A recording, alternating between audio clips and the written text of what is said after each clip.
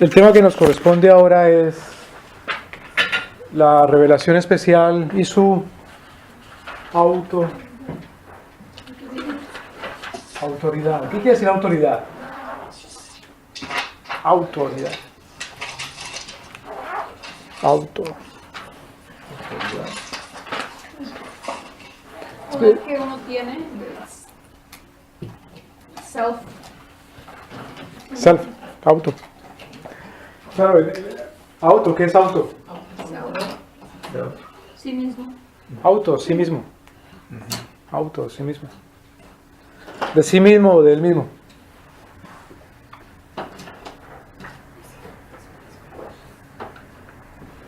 En griego. En griego, auto. En sí mismo. ¿Qué es entonces autoridad? Claro. Autoridad quiere decir que es fuente de la ley o del dominio. Autoridad quiere decir aquel que es la fuente de la ley o del dominio. Porque precisamente, ¿cuál es la definición de ley? Ley es el mandato de parte de una autoridad soberana.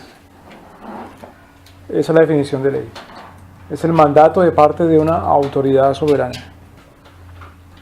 Entonces, autoridad es aquel o aquello o aquellos, por no decir aquella, aquel o aquello o aquellas, en donde se personifica esa soberanía o en donde reside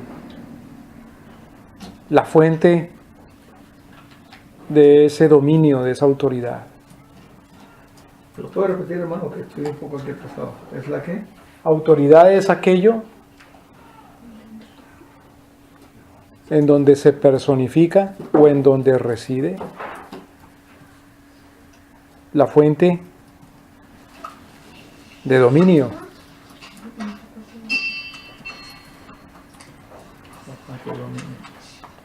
O la fuente de la ley. ¿Qué es ley entonces? Es la voluntad de una autoridad soberana.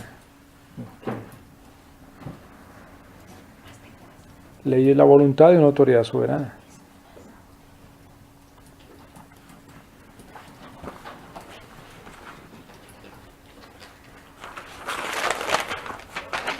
Ese es un asunto importante para la vida cristiana, para el cristianismo, el asunto de la autoridad.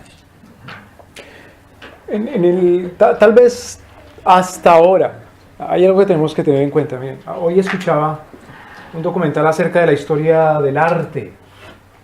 Y entonces hablaban del Renacimiento y decía que cuando se le encarga a Miguel Ángel pintar y esculpir las figuras de las autoridades de las ciudades-estado italianas del Renacimiento, de Florencia principalmente. Dice que Miguel Ángel los esculpe o los pinta con unos rostros que no son precisamente los de esas personas, sino que son unos rostros más bellos y unos cuerpos más perfectos. Generalmente el político no es que tenga un cuerpo muy escultural, casi siempre es un barrigón, cachetón, que se le cae la papada.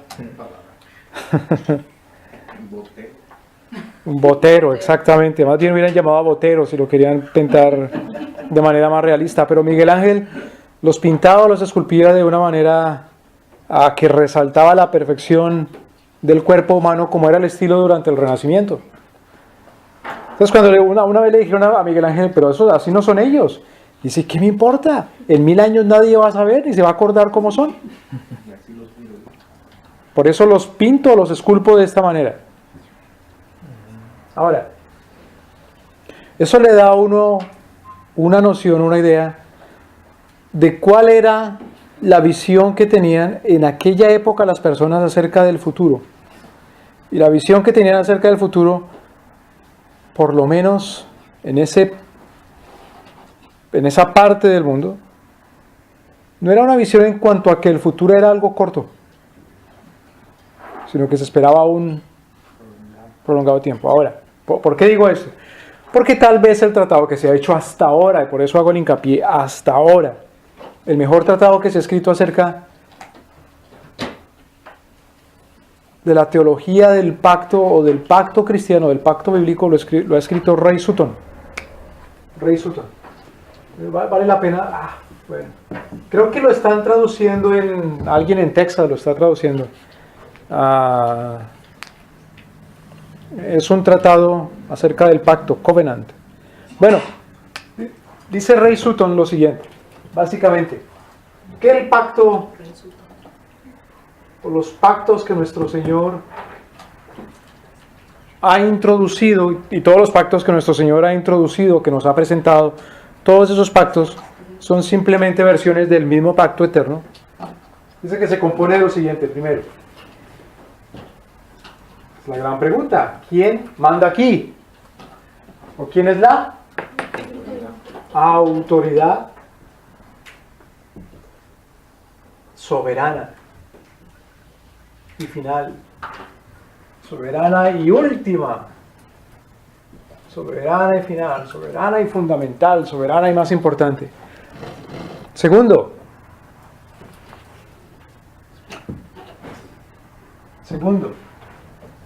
¿a quién se delega esa autoridad?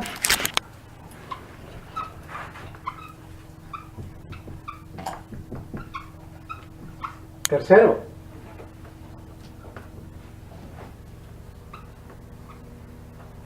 ¿cuáles son las normas o la ley?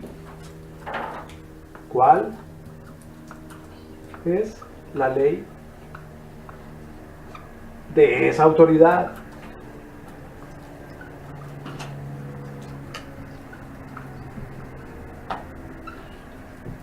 Tercero, ¿cuáles son las penas o castigos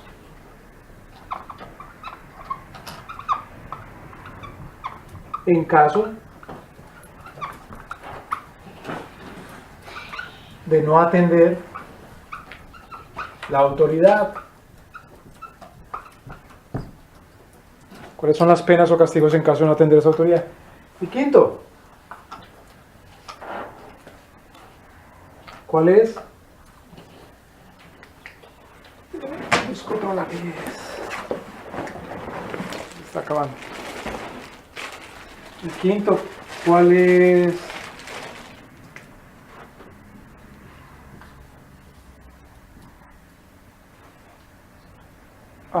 La permanencia o futuro, permanencia.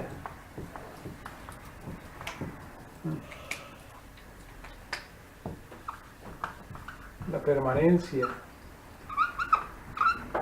de esa autoridad. Permanencia es en cuanto al futuro. Entonces, otra vez, ¿qué es autoridad? ¿Qué es autoridad es? Fuente de la ley del dominio. Es la fuente de la ley. Es ese algo o alguien que personifica la ley o el dominio. Es la fuente de esa ley o el dominio. Entonces, en todo tratado, en toda alianza, o en todo pacto, o en todo compromiso, o en toda promesa. Y Sutton hace una cosa muy linda, y es ver, por ejemplo, en el libro de Deuteronomio, cómo el libro de Deuteronomio está escrito en este mismo esquema. Primero dice quién es la autoridad, a quién se delega esa autoridad, cuál es la ley de esa autoridad, cuáles son las penas, y cuál es la permanencia o continuación en el tiempo, en el futuro. Bueno, las escrituras son autoritativas. Las escrituras tienen autoridad, porque las escrituras son un pacto. Las escrituras son un compromiso. Las escrituras todas son una promesa. Las escrituras todas son una alianza. Las escrituras están escritas en un formato el cual llamamos la primera parte del Antiguo Testamento, o el primer pacto, o el Antiguo Pacto, y el Nuevo Testamento, o el Nuevo Pacto, o la Nueva Alianza. Y tanto el Antiguo como el Nuevo Testamento, los dos, nos muestran el mismo pacto o el mismo testamento. En el antiguo anunciado y en el nuevo cumplido. Entonces, ¿quién es la autoridad soberana y última? Dios. Dice que aquí cuando pregunta quién, cuando uno dice quién, se está refiriendo a qué cosa, animal, persona o circunstancia. Cuando uno dice quién, persona. No hay un pacto si no hay una persona. Porque los animales entre ellos no hacen pactos. Que de entre las piedras no se hacen pactos. No hay pactos si no hay personas.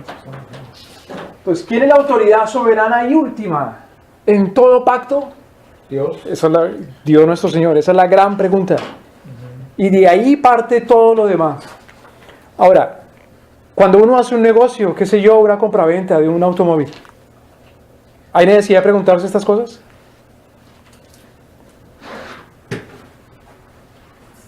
Sí. Por supuesto que sí. Son personas. Miren, les cuento una anécdota. Una anécdota. Una vez trabajando en una oficina que se encargaba de hacer contactos comerciales, entonces a alguien se le ocurrió o hizo una pregunta con respecto a una correspondencia, un correo que había llegado a su oficina de un país de tradición musulmana, de Irán. Bueno. Entonces desde Irán estaban solicitando tanta cantidad o tantas toneladas de carne en canal. En canal quiere decir no en pie, las cabezas de ganado, sino ya sacrificado el animal. Entonces a alguien se le ocurrió hacer la pregunta, bueno, ¿por qué no contactamos entonces al gremio de los ganaderos acá? Y alguien dijo, porque ya tenemos la mala experiencia, y es que los musulmanes no pagan. ¿Por el hecho de ser musulmán? No, no necesariamente. Si uno no tiene temor de Dios, no va a pagar. O no va a cumplir. ¿Me doy a entender? Solamente entonces con temor al Dios único y verdadero se va a poder cumplir todo pacto.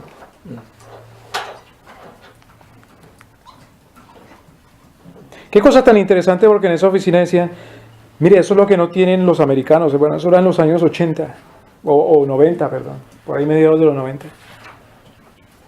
Porque por supuesto en donde hay una tradición cultural, impregnada, influenciada hasta el tuétano, hasta lo más profundo del cristianismo bíblico, pues tiene que cumplirse con los pactos. Porque eso es lo primero que se pregunta a uno en todo pacto. ¿Quién es la autoridad última, final? ¿A quién le tenemos temor? Segundo, ¿a quién se delega esa autoridad? Entonces, fíjese esta pregunta. ¿Nuestro Señor gobierna sobre el cielo y la tierra? Pues eso es lo que creemos los cristianos, por supuesto. Siguiente pregunta. ¿Nuestro Señor gobierna directamente, sin ningún instrumento, sobre toda la creación? ¿O hay delegados instrumentales para que ejerzan el dominio de Dios? Hay delegados instrumentales para que ejerzan el dominio de Dios, por supuesto. Fíjese que en la cadena alimenticia, por ejemplo, hay delegados instrumentales. No en vano el león le llaman el rey, aunque hoy día el león no vive en la selva porque ya está extinto de las regiones selváticas, solamente vive en la sabana. Pero nosotros vemos que el primer pacto que hace nuestro Señor con el hombre, ¿cuál es? Y mal se le ha llamado, o mal se ha visto este primer pacto que hace nuestro Señor con el hombre, el pacto que hace cuando le prohíbe comer del... ¿Ese es el primer pacto que hace nuestro Señor con Adán? No. Antes de eso, ¿qué le dice nuestro Señor a Adán? Sojuzga. Es decir, ¿qué? Domina. Es decir, el hombre es la autoridad delegada sobre toda la creación. Y así en cada ambiente o esfera o institución hay una autoridad delegada.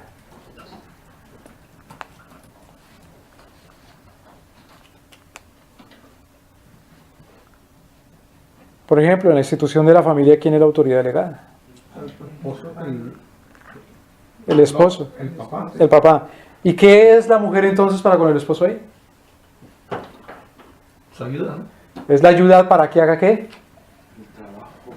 Para que ejerza la autoridad que se le ha delegado.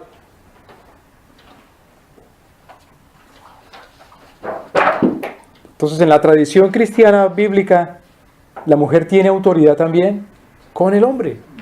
Ella como ayuda del hombre en la cabeza y ella la ayuda de...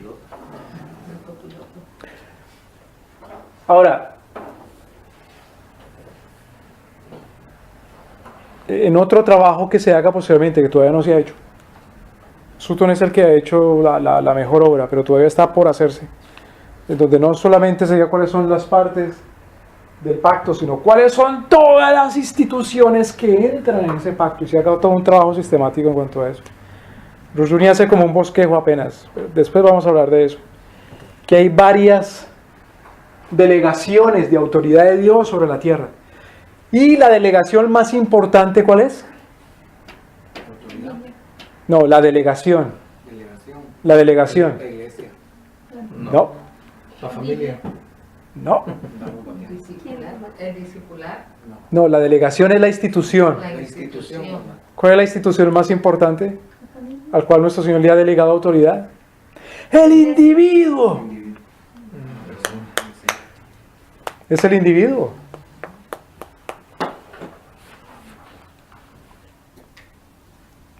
Claro, porque cuando uno habla de iglesia está hablando de manera corporativa, y claro, en el reino de Dios y su justicia, ¿cómo se le llama a toda la reunión o congregación? Se le llama iglesia. Pero cuando, fíjese, en el cielo hay iglesia, dicen por ejemplo las confesiones de fe, la de Westminster, la de Londres, en fin, que la iglesia de nuestro Señor se compone de la comunidad de santos que están tanto en la tierra como en el cielo. La iglesia no está solamente en la tierra, la iglesia también está en el cielo. ¿Verdad? Y dice uno, ¿cómo? Entonces, ¿cómo será en el cielo? ¿Quién es el pastor de la iglesia del cielo? ¿Y quiénes son los diáconos?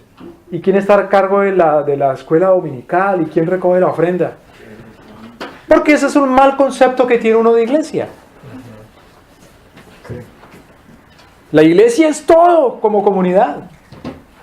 Desde esa perspectiva, entonces, hasta el Estado hace parte de la iglesia. Las familias hacen parte de la iglesia, pero viendo la iglesia con esa perspectiva, como la reunión de todos los predestinados, en todas las funciones que ellos cumplen. ¿Sí me voy a entender? Y en la medida que el reino de Dios se dilata, se expande, crece, entonces más individuos, instituciones, familias, iglesias, estados entran a ser parte de esa iglesia, o de la iglesia. Entonces la iglesia es todo, pero si hablamos de delegaciones entonces, de la comunidad de Dios, ¿cuál de esa delegación es la más importante como autoridad? No porque tenga más autoridad que las otras, sino que la fundamental es el individuo, y vamos a verlo más tarde. Pero todavía es necesario que se escriba un tratado para eso, unas buenas páginas, unas buenas, qué sé yo, 200, 300, 500 páginas. Tercero, ¿cuál es la ley de esa autoridad? ¿De cuál? ¿De la delegada? No, de la fundamental. Porque la ley de la autoridad delegada no puede ser diferente a la ley de la autoridad soberana y última, porque por eso es soberana y última y esta es solamente delegada. Entonces, ¿cuál es la ley de esa autoridad soberana y última? La ley de él, su palabra, su decreto. ¿Y qué dijimos que qué es ley? Ley es la voluntad de un soberano, de un rey. Y la voluntad de ese soberano, nosotros hemos visto en todas estas clases, hemos llegado a la conclusión de que la voluntad de ese rey soberano, que es normativa para nosotros, ¿es cuál? Es la revelación, es especial. De las Escrituras. Cuarto, ¿cuáles son las penas en caso de no atender a esa ley? Y ahí en donde dice las penas también cabe, ¿cuáles son los beneficios en caso de sí atender? ¿Cuáles son las penas en caso de no atender? ¿O los beneficios en caso de sí atender? Aquellos que estén prescritos también en los términos de esa ley. Por ejemplo, en una institución que se llama el matrimonio, ¿quién es la autoridad soberana y última? Dios. ¿A quién se delega esa autoridad? Al padre junto con la esposa, siendo el padre la cabeza. Siendo el padre la cabeza, no la esposa, siendo el padre la cabeza, es autoridad juntamente con la esposa. Siendo el padre la cabeza, no la autoridad única delegada, esa es la autoridad junto con la esposa. ¿Cuál es la ley de esa autoridad? ¿Cuál es la ley en esa institución? En la familia. Todas las leyes correspondientes al matrimonio que están prescritas en la ley soberana de Dios. ¿Cuáles son las penas en caso de no atender o cuáles son los beneficios en caso de sí atender? Esos son los compromisos. Eso es lo que celebra en el caso del matrimonio cuando en la boda se celebra y se recitan o se dicen cuáles son los votos.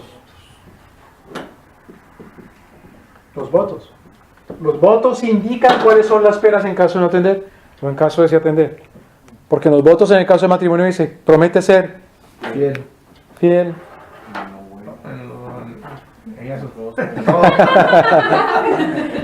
Hasta que la muerte los separe. Claro, ahí está escrito porque el matrimonio no es la autoridad, perdóneme, no es la delegación más importante de autoridad, porque el matrimonio se acaba. ¿Es hasta qué? Hasta la muerte, ¿no? Hasta la muerte. La iglesia local como corporación también. Se acaba cuando se acaba esa corporación. Hay una característica de Dios que la vamos a ver si Dios quiere el año entrante, que se llama la unidad de Dios. Y por esa característica o atributo de Dios, nuestro Señor es indivisible. ¿Qué quiere decir indivisible?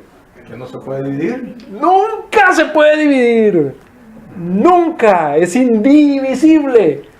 Pero si es un atributo de Dios, ¿quién más lo tiene? Solo Él. Solo Él. ¿Cómo se atreve uno a enseñarle a los hijos a que juran y prometan fidelidad a una cosa que no es indivisible, llamándole que es indivisible? ¿Se saben a qué me estoy refiriendo?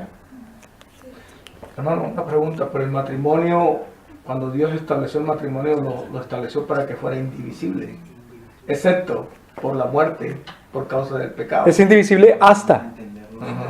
Porque dice que promete ser fiel hasta la muerte. Hasta la muerte. Es decir, ¿es indivisible? No.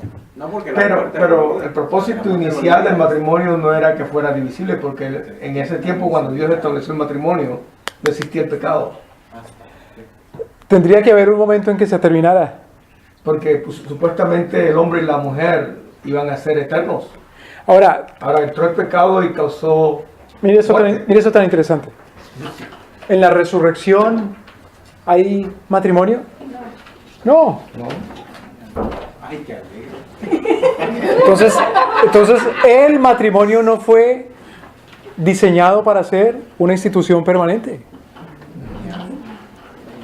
¿Me voy a entender?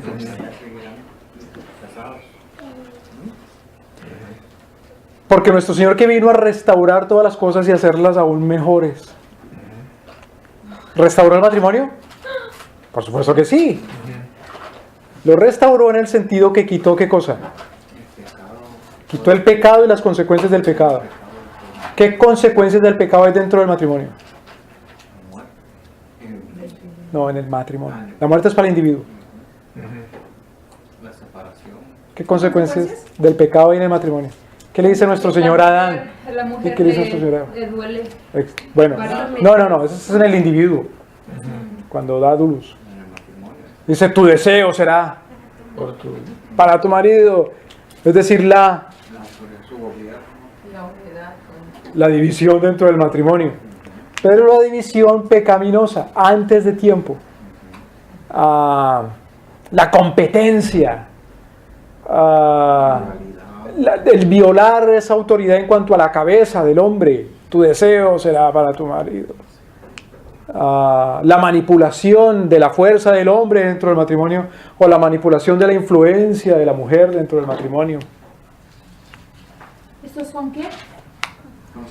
Consecuencias del pecado dentro del matrimonio. Miren qué cosa tan interesante, porque nuestro Señor le dice a los fariseos: ¿ustedes no saben acaso que en la vida eterna o en la resurrección ahí ya no sé qué? Se entregarán más en matrimonio. Entonces, aunque venga nuestro Señor a juzgar a la muerte, y cuando venga nuestro Señor a juzgar haya gente que aún esté viva, y nuestro Señor transforme entonces inmediatamente sus cuerpos, al transformar sus cuerpos, ¿seguirán casados? No. Entonces, hasta que la muerte los separe, quiere decir que nuestro Señor no diseñó nada, incluido el matrimonio, para ser indivisible, absolutamente nada. Por ejemplo, en el libro sagrado de la religión mitológica egipcia, se llama el libro de los muertos. Entonces ahí los que leen el libro de los muertos dicen, no entienden, porque dice, bueno, por un lado los egipcios creen en un solo Dios eterno, y por otro lado creen en una multitud de dioses. Entonces dicen, no, es que los egipcios creían en un solo Dios, pero que ese Dios se manifestaba en una multitud de dioses. Entonces la autoridad soberana y última está dividida para los egipcios. La única cosmovisión para la cual hay una sola autoridad, que es una sola, porque ese es el único que es indivisible, es la cosmovisión cristiana. Pero, ¿cómo se atreve uno, aún en un ministerio cristiano, a hacerle jurar a la gente que cree en una cosa que es indivisible? A Juana, por ejemplo, le hace jurar a los niños. Les enseña a hacer el juramento a la bandera y que pongan la mano acá y en fin. Entonces es una cosa hitleriana. El humanismo introduce, aparte de Dios, otras cosas que tengan las mismas características de Dios nuestro Señor. Y es una imbecilidad. Es una imbecilidad porque es algo muy negativo. Comenzar a llamar, dice nuestro Señor, por ejemplo en el libro de Isaías, ¿a qué me compararéis? ¿Y a qué me haréis semejante? ¿A los ídolos de las naciones? Entonces, en el matrimonio, cuando dice cuáles son las penas en caso de no atender, eso se recita en los votos. ¿Cuáles son las penas o los beneficios? Es decir, a qué se compromete. Y por último, ¿cuál es la permanencia de esa autoridad o cuál es la continuidad? ¿Qué garantiza la continuidad del matrimonio o de la institución matrimonial? Si un matrimonio se acaba con la muerte, ¿qué garantiza la continuación de la institución matrimonial? ¿Que haya qué? Fidelidad. No, Descendencia. que haya descendencia. Exactamente. Por lo tanto, que no haya descendencia o no querer tener hijos es un suicidio. Es un suicidio cultural, un suicidio de la alianza, o un suicidio de este reino.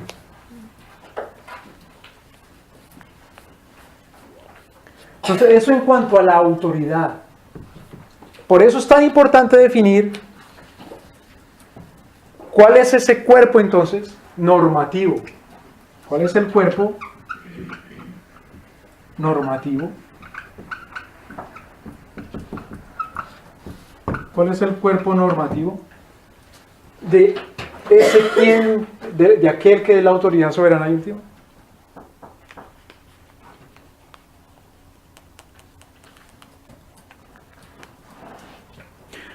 Mire, por ejemplo, en la ley bíblica nuestro Señor permite una guerra para que no haya la división de un reino, de un estado. Nuestro Señor permite en la Biblia que haya una guerra para evitar la división de un reino o de un estado. ¿Que haya una guerra? ¿Si lo permites? Sí. ¿Sí? Acordémonos cuando el Señor dividió el reino del Norte con el del sur. con el del sur. Oh, Y entonces el rey del sur, Roboam, mandó un ejército. Y dijo el Señor, vuélvase. ¿Recuerdan? Porque esa división fue una disciplina de nuestro Señor. Lo que no permite nuestro Señor es que haya una rebelión a su autoridad. A la autoridad de Él. Pero si se presenta, si se hace una rebelión a esa autoridad soberana y última, y como castigo Él lo que envía es precisamente ¿qué? La división. Fíjese que en el individuo hay partes en el individuo. Otra vez los egipcios, por ejemplo, creían que el individuo estaba dividido en 9 partes. Era el cuerpo, el alma, el espíritu, la mente, la sombra, y no me acuerdo cuáles otros más. El hombre tenía 9 partes por lo menos. El ser humano, que es un individuo, sufre una separación, sufre una división en su individuo. Claro, en eso consiste la muerte. En la muerte hay una separación ¿de qué? Del alma y el cuerpo. Del alma y el cuerpo, del ser interior y el ser exterior. Hay una división, una separación. Y eso es consecuencia del pecado, dice nuestro Señor, porque el día que Él coma ciertamente te separarás, te dividirás, morirás. Por eso en la tradición cristiana el divorcio es una tragedia. Pero el divorcio no es la tragedia en sí, sino que el divorcio es la tragedia por cuenta del pecado.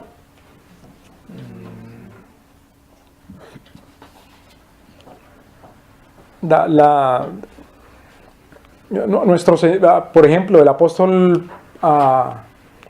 Pablo condena el sectarismo en la iglesia de Corinto, por ejemplo. ¿Cómo es que hay unos que dicen que son de Pablo, Apolo. y otros dicen que son de Apolos, y otros dicen que son de Cefas? Claro, unos dirán, no, pues yo quiero ser de Pablo. Es Pablo el superapóstol, el gran evangelista, Teólogo. el teólogo. Otros dirían, no, yo de Apolos, es un maestro poderoso en las Escrituras. Qué gran predicador debe haber sido él, qué gran maestro. Otros, no, yo preferiría ser de Pedro, de Cefas. Más bonachón, más amigable, más cariñoso, ¿no? Pedro. Entonces, Pablo fustiga, critica, disciplina ese espíritu sectario, sectarista. Entonces les dice, eso da evidencia de que ustedes son, ¿cómo dice? Todavía inmaduros en la fe. Entonces, ¿cuál es el cuerpo normativo? Es importantísimo definirlo. Porque la autoridad no se ejerce sino mediante una ley. Porque ¿qué es autoridad? Otra vez, es aquel o aquello en donde está. Aquello donde está o se personifica o Está reside la personificado. fuente de dominio. O reside la fuente de dominio. Y ese dominio se expresa mediante una ley. Entonces, ¿cuál es la ley? ¿Cuál es la autoridad? ¿Cuál es la ley? ¿Cuál es la autoridad? ¿Cuál es el problema del hombre caído, del hombre pecador? El primero fundamental. ¿Cuál es el primer problema del caído, del hombre caído, del pecador? Por donde tiene uno que empezar a ver el problema con el caído. Porque no reconoce la autoridad de Dios. Porque tiene una autoridad, pero no la autoridad verdadera. Sí tiene autoridad, pero no la verdadera. Déjame, por ejemplo, leer lo que dice Rushdoony. Dice, por ejemplo, cita a Bantil. Cornelius Bantil era otro autor cristiano.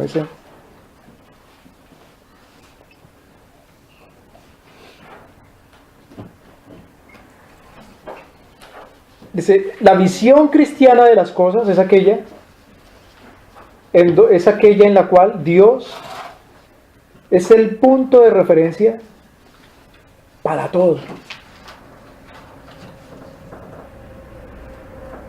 La visión cristiana es aquella para la cual Dios es el punto de referencia para todos.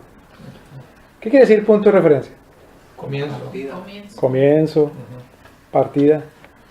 Aquel punto desde el cual se miden todas las cosas. Por ejemplo, en el idioma quechua, que era el idioma oficial del Imperio Inca. Todavía hablan el quechua, ¿no? Todavía hablan el quechua, sí. Sí. ¿Cuál era el punto de referencia geográfico de los quechuas? Desde donde se partía todo y se referenciaba todo. La ciudad del Cusco. ¿Qué quiere decir Cusco en quechua? Creo que quiere decir Ombligo. ombligo. Ombligo. Entonces el punto de referencia es el Cusco. ¿Qué quiere decir eso en cuanto a su forma de ver la vida y su cosmovisión? Todo gira alrededor de Autoridad. La autoridad. ¿Quién es la autoridad soberana y última? Y entonces, ¿en dónde habita o está sentada esa autoridad delegada? En el Cusco.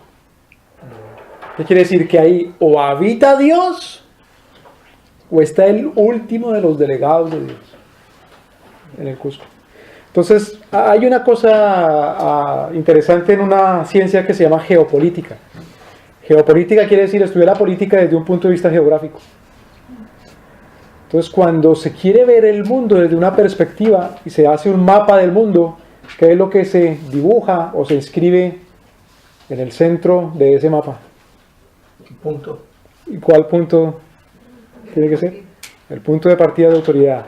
Entonces, si uno se fija en los mapas o mapas que son de dos dimensiones, no que son el globo, sino que está todo en un cuadro así. La mayoría de mapas que uno ve aquí de Estados Unidos, que están en la mitad. El continente americano, el hemisferio americano, Estados Unidos está en la mitad. Pero desde el punto de vista geopolítico, si uno ve eso desde la perspectiva, por ejemplo, paneslava quiere decir rusa, o de la dominación rusa, que está en el centro de ese mapa, Rusia. Y eso es lo que se manifiesta en toda civilización y en todo tiempo y en todo lugar, cuando se ha querido manifestar la autoridad desde un lugar o centro de poder específico. Entonces es el origen de los grandes nacionalismos, en el caso de los rusos, paneslavismo, o en el caso de la Alemania nazi, el pangermanismo, o la teoría panasiática para el imperio japonés. ¿Me doy a entender? Más o menos. Y es esto. ¿Cuál es aquella cosa o aquella autoridad entonces por la cual yo miro todas las demás y juzgo todas las demás? Esa es la pregunta que tiene que hacerse uno. La que el individuo tenga en sí. La que el individuo tenga así. Esa es su perspectiva. Ujú. ¿Qué es perspectiva? Lo que él ve, lo que él cree alrededor de Alrededor del punto él, que es de referencia. Uno tiende, por ejemplo, a juzgar las iglesias con respecto a ¿cuál? a mi iglesia. A la de uno. ¿Eso está bien? No, porque entonces, ¿qué quiere decir? Que la autoridad de la iglesia de Dios está delegada en la mía. Ese es el problema con el papismo. Sí. Y uno ve que hay reminiscencias o remanente de papismo entre los protestantes cuando se hace de esa forma, de esa manera. Entonces dice uno, no, los reformados somos nosotros, o los verdaderos evangélicos somos nosotros. Otros dicen, yo no veo más sino por los ojos de los bautistas, o, en fin. ¿Sí me voy a entender? Sí.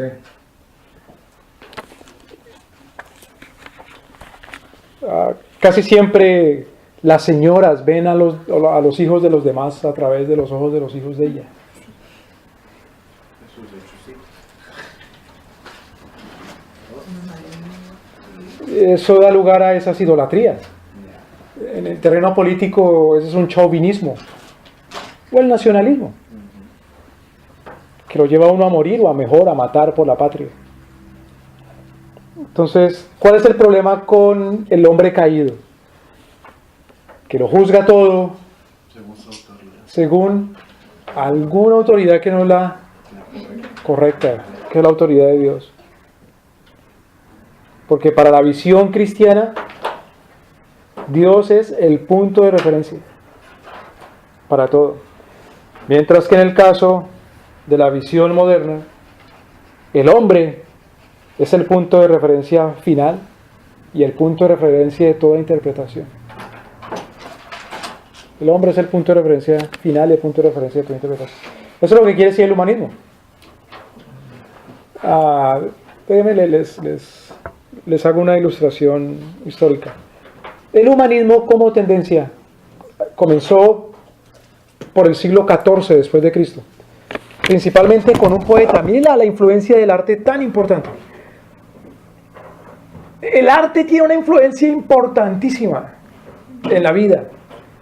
Lo más usado para enseñar una posición, ya sea religiosa o política, es el arte. Es lo más usado.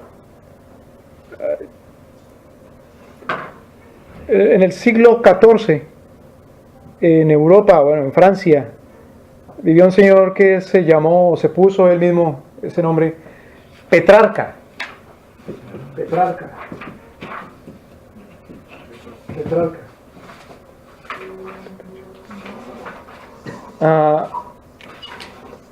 Petrarca era francés, pero era admirador de lo italiano. Y más específicamente luego, y más altamente, de lo latino. Pero no latino como llaman en Estados Unidos latino lo que es del río para abajo, sino de la cultura latina, la cultura romana. ¿Me voy a entender? Del latín. Claro, aquí mal llaman lo latino lo que es del río para abajo. Sí. Eso no es latino, eso es hispano, o portugués, o en fin. O lo llaman una sola nacionalidad nomás. O, La que bueno, está al lado del otro lado del otro lado del río. Así Bueno. se llama el americano. Este Petrarca decía, en realidad lo bello y lo verdadero y lo rescatable es aquello que dieron los latinos, que dieron los romanos. Principalmente un tal Cicerón.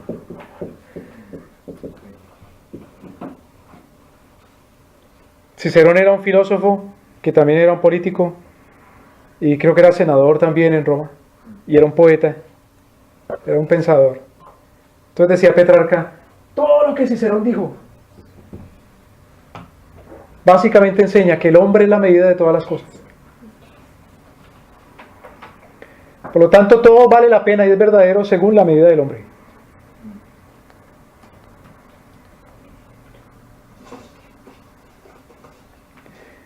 Pero Petrarca no era un político.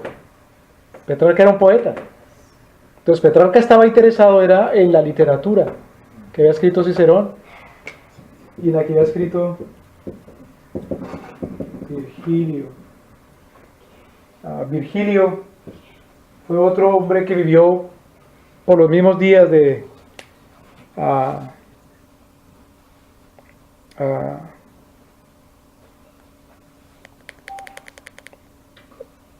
en los tiempos de Roma.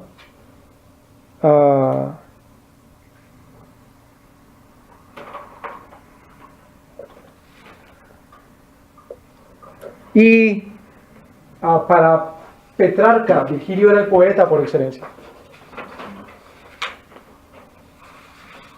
Petrarca escribía unos poemas a su amada Laura, pro Laura y anti Laura, en fin.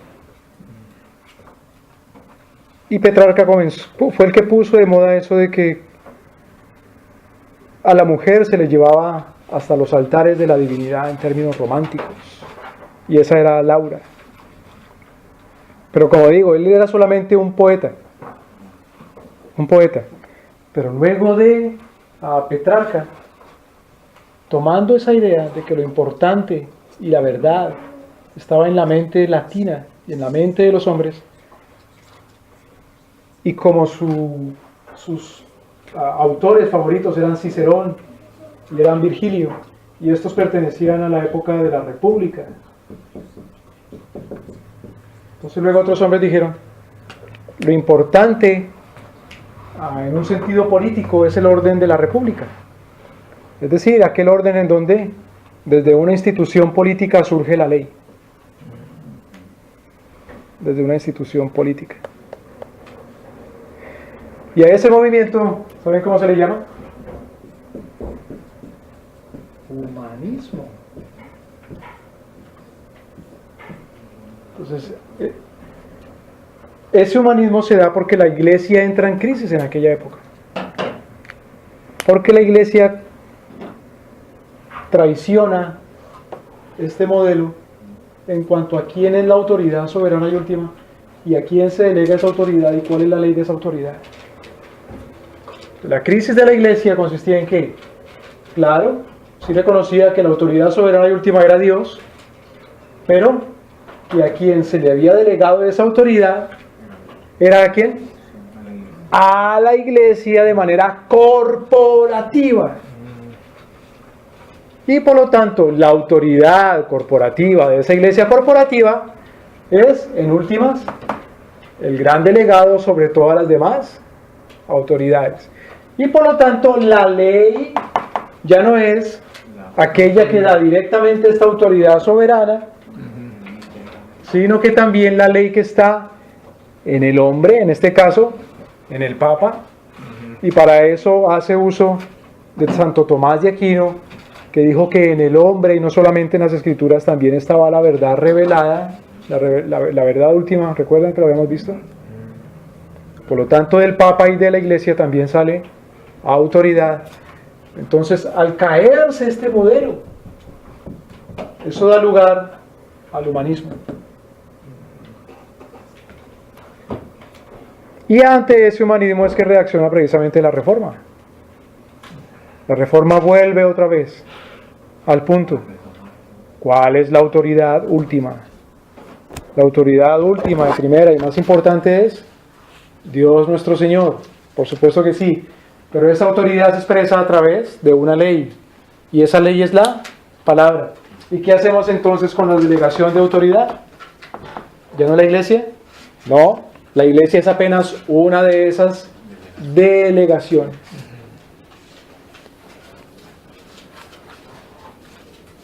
Pero no es la última, no es la más importante.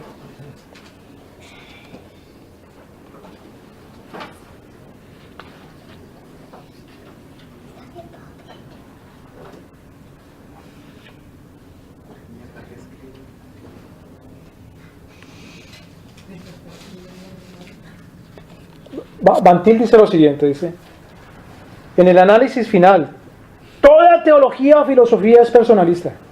¿Eso qué quiere decir? Toda filosofía o teología es personalista, es decir, surge de las ¿qué? De las personas.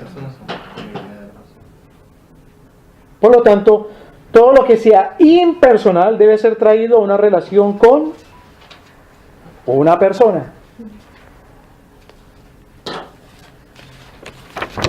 Ahora, mira lo siguiente. Toda filosofía o teología o religión es personal. Por lo tanto, todo aquello que sea impersonal debe ser traído a referencia con una persona. Entonces, preguntémonos: ¿quién determina las cosas? ¿Quién determina las cosas? Dios nuestro Señor. Ahora, si hay cosas que necesariamente están ahí sin que haya intervenido una persona humana para que esa cosa esté ahí, para que esté aquí la mesa intervino primero una persona humana. Para que haya una iglesia intervinieron personas para formar la iglesia. Pero digamos las matemáticas están ahí. Como las matemáticas son impersonales, pero toda religión o filosofía es personal, las matemáticas tienen que relacionarse con una persona. Entonces, ¿qué es lo que hace el paganismo? Varias cosas. Primero, el paganismo o atribuye a una persona esas cosas como su diseñador, y luego ve otra cosa que es impersonal y no se le atribuye a ese mismo diseñador sino a otro. Y ese es el panteísmo, o cada una de esas cosas pasa a ser una especie de Dios, o el politeísmo, hay muchos dioses para cada cosa. Pero al final es el hombre el que dice: esta es la autoridad de esa cosa. Ya sea este Dios o este diosecillo, o esta institución que yo creo, o esta persona a la cual yo delego. ¿Me voy a entender? Pero la Escritura es la que delega en la perspectiva cristiana. Entonces, Dios nuestro Señor es la autoridad soberana, y esa autoridad soberana se manifiesta mediante una ley, pero Él mismo en esa ley es el que personalmente delega y dice: estas son autoridades que yo delego para que ejerzan mi autoridad en las diferentes esferas de la vida, o en las diferentes esferas de la existencia. Entonces, como hay cosas que están simplemente ahí, por ejemplo, que decimos el reino animal o el reino vegetal, pero toda filosofía o toda teología es personal.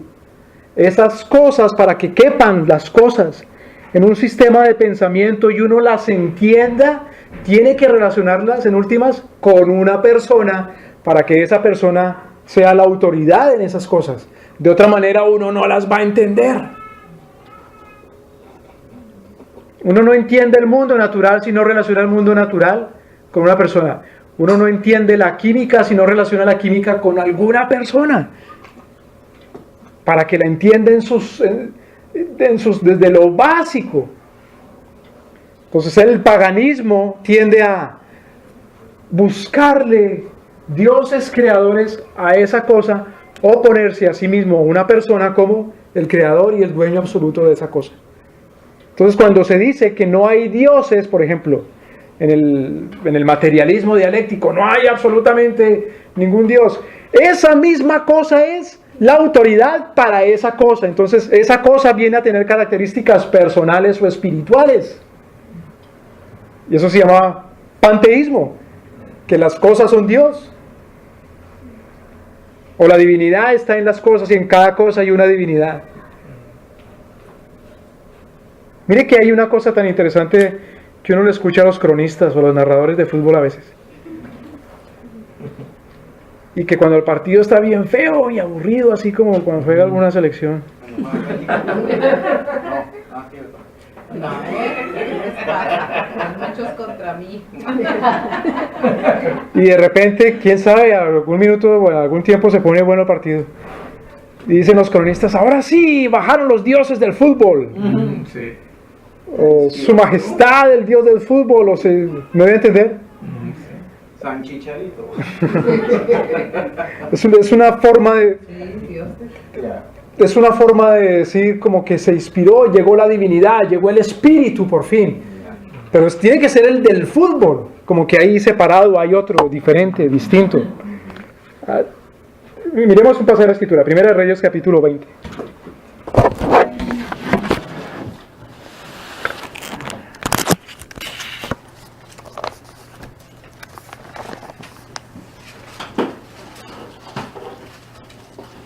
Primera de Reyes capítulo 20.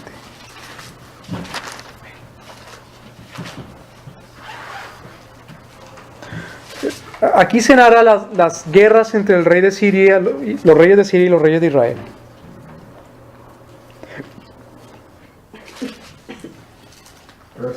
Versículo, miramos desde el 20. Dice, mató cada uno al que venía contra él y huyeron los sirios. Siguiéndolo los de Israel, y el rey de Siria, Ben-Hadad, se escapó en un caballo con alguna gente de caballería. Como dice uno, de chiripa no mataron al rey de Siria. Y salió el rey de Israel, versículo 21, e hirió la gente de a caballo y los carros, y deshizo a los sirios con gran estrago. Entonces, generalmente en las batallas antiguas, cuando habían las grandes mortandades, era entre que la gente a pie o la gente a caballo, la gente de los carros. Entre la gente de a pie. Pero cuando ya comenzaban a matar a los caballeros, a la gente de a caballo o a los de los carros, es porque el desastre militar había llegado al colmo. Había sido una derrota total, definitiva. Versículo 22. Vino luego el profeta al rey de Israel y le dijo, ve, fortalécete y considera y mira lo que has de hacer, porque pasado el año el rey de Siria vendrá otra vez contra ti.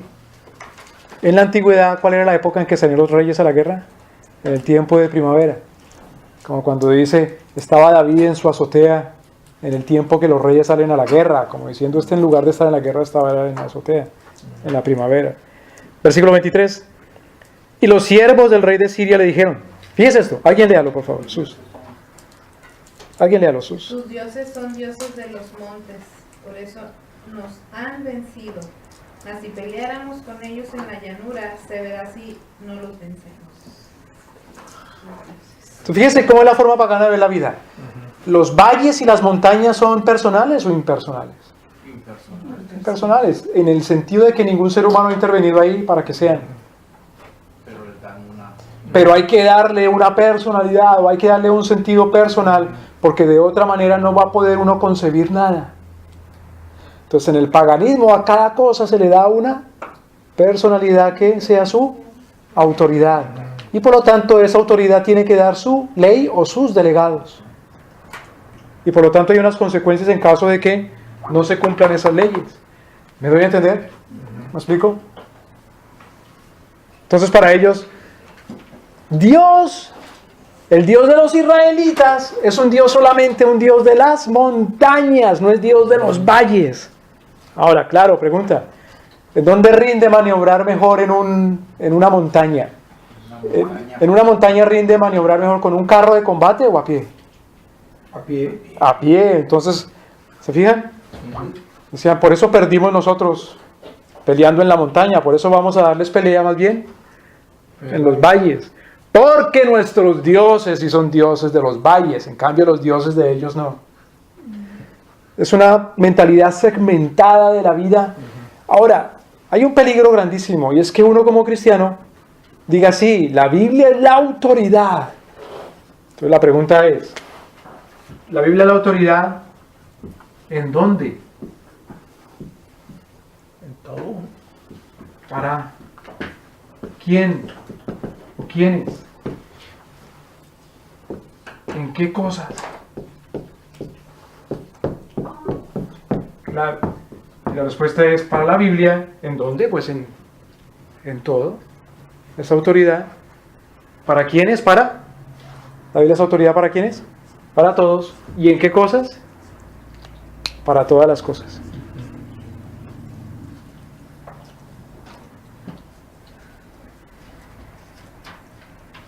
La otra pregunta. ¿Qué partes de la Biblia son autoridad? Algunas cosas, algunos capítulos, algún testamento y los otros no. Toda la Biblia es inspirada por Dios. Claro, claro.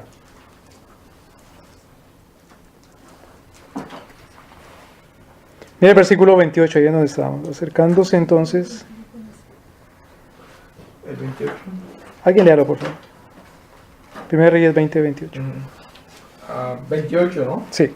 Vino entonces el varón de Dios al rey de Israel y habló diciendo, así dijo Jehová, por cuanto los sirios han dicho, Jehová es Dios de los montes y no Dios de los valles, yo entregaré toda esta gran multitud en tu mano, para que conozcáis que yo soy Jehová. Entonces el Señor le estaba dando una lección aquí ¿a quién? A los sirios. A los sirios. Pero envía al profeta, al rey de Israel, dice, para que tú conozcas, rey de Israel, que Dios es Jehová, que Jehová es Dios no solamente de las montañas, sino de todo. Entonces yo te doy a ti, te voy a dar a ti esta victoria.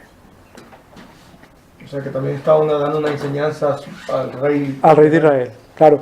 Porque fundamentalmente nuestro Señor le enseña a quiénes. Acordémonos cuando le dicen al Señor, Señor, ¿por qué les habla solamente en parábolas? Y Para no les sus explica? elegidos. Claro, claro, claro.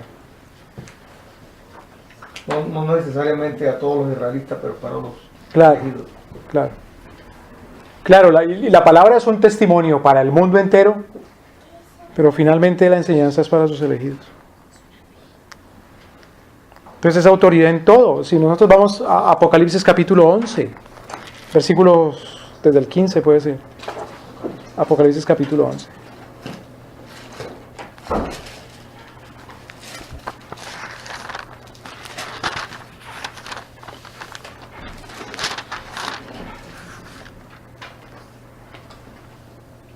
Alguien lea por favor desde el versículo 15 hasta el final, hasta el 19.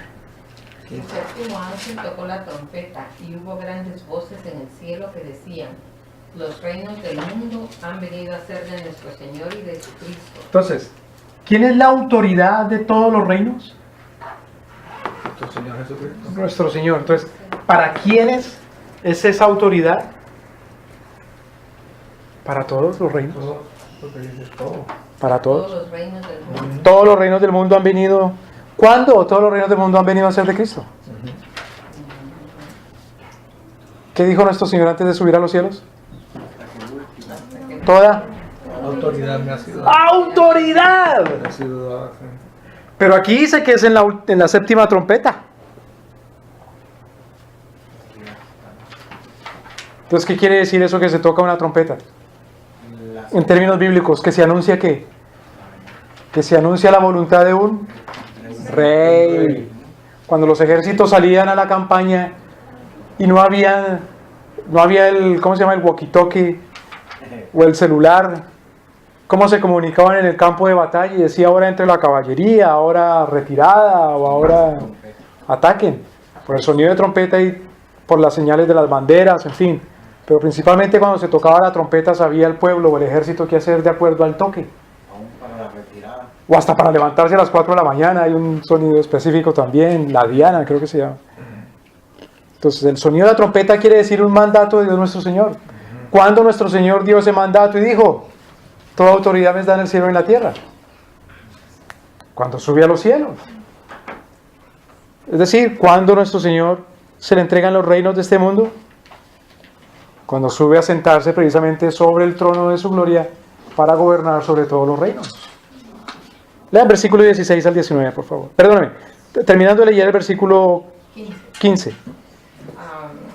Y él reinará por los siglos de los siglos. Para siempre, por los siglos de los siglos.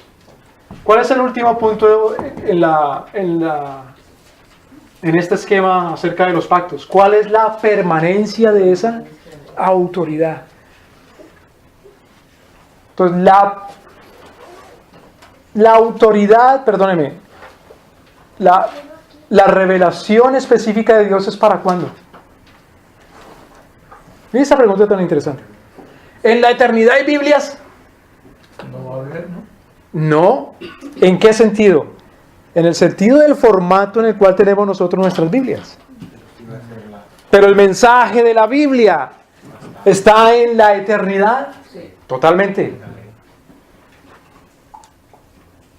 ¿Los principios bíblicos están en la eternidad? Absolutamente. Porque es mediante la ley que ese rey ejerce su dominio. ¿Cuál es la ley de esa autoridad? Eso es lo que estamos hablando de la Biblia. La autoridad de las Escrituras. Entonces, si la Biblia, o mejor, si la palabra de Dios, o si la ley de Dios es autoridad eterna, ¿será autoridad para nosotros aquí mientras? Pues cómo no. De otra manera somos como los sirios que dicen Dios solamente tiene autoridad en las montañas y no en los valles. ¿Es autoridad Dios nuestro Señor solamente para cuáles instituciones? Cuando se dice, ¿a quién se delega esa autoridad? Para todas las instituciones, todas las delegaciones. Hace poco acaba de salir un artículo, hay una revista que se llama Christianity Today, Cristianismo Hoy. Es una de las revistas más populares en el mundo evangélico en Estados Unidos. Entonces, el autor hace un análisis a partir de una estadística que se hizo en varias iglesias evangélicas. Y la estadística que se hizo en estas iglesias tuvo como enfoque los solteros. Y se le preguntó a los solteros, ¿ustedes tendrían relaciones íntimas antes de casarse? Tranquilos que no se va a decir su identidad, o que le preguntamos a los hijos del pastor y qué dice y todo el mundo sabe. Bueno, y los solteros dijeron que sí, en su mayoría. Ahora, si uno se pregunta por qué estas personas dicen que son evangélicas, pues ¿qué les preguntará a uno? ¿Crees en un solo Dios? Sí. ¿Crees que la salvación es por obras o por fe? ¿Qué dirán? Pues por la fe. ¿Crees que la Escritura es la palabra de Dios? Sí. Pero creen que Dios solamente es Dios de los valles o de los montes. Porque su sexualidad Dios no gobierna. Es decir, para ellos la Biblia no es una autoridad absoluta en su totalidad, la Escritura. ¿Me doy a entender? En una ocasión, Becky le dijo a una persona que eso de prestar dinero no agradaba a Dios. No, esto es negocio, aquí no metas a Dios. Nos llamó mucho la atención. Exacto. Nos dio tristeza. Dios no es Dios de los montes. Dios no es Dios de los negocios. Dios no es Dios de los préstamos. Pero nuestro Señor Jesucristo dice, toda autoridad me es dada en el cielo y en la tierra. Como diciendo nuestro Señor, toda autoridad me es dada en todo negocio. No hay nada fuera es decir, en toda delegación.